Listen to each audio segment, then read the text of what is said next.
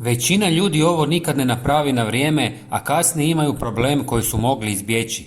Sve što vam treba je obična boca i par stvari koje već imate kod kuće. Ali prije nego zavežemo štapiće, moramo napraviti još par sitnica. Jedan detalj je ključan.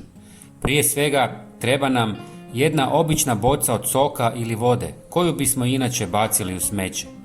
Zatim ćemo probušiti rupu na sredini čepa. Možete koristiti nož, odvijač ili škare.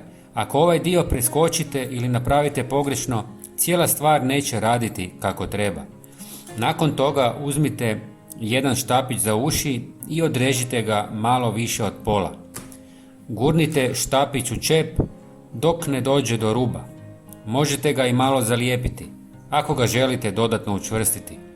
Skinite čep i u bocu stavite jedan lovrov list ili par komadića klinčića. Većina ljudi ovo preskoči, a zapravo je jako važno. Kasnije ćete vidjeti zašto. Natočite vodu u bocu, otprilike do pola, i zatvorite.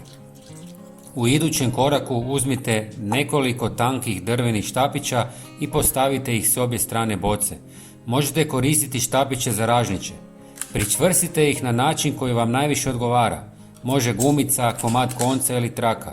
Bitno je da sve bude čvrsto jer ovdje većina ljudi pogriješi.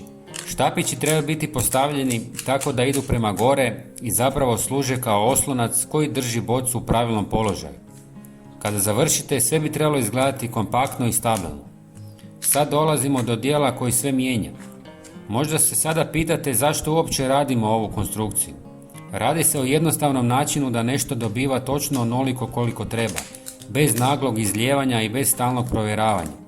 Boca ostaje na mjestu zahvaljujući štapićima, a vata omogućuje lagano otpuštanje vode kap po kap.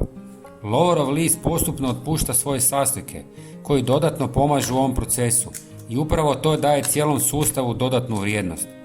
Ovo je posebno korisno kada su visoke temperature ili kada niste kod kuće nekoliko dana. Kad jednom ovo postavite, više ne morate razmišljati hoće li sve biti u redu. Na ovaj način biljke dobivaju vodu postupno i ravnomjerno, bez da se osuše ili previše natope. Lovorov list otpušta sastojke u vodu koji odbijaju štetočine.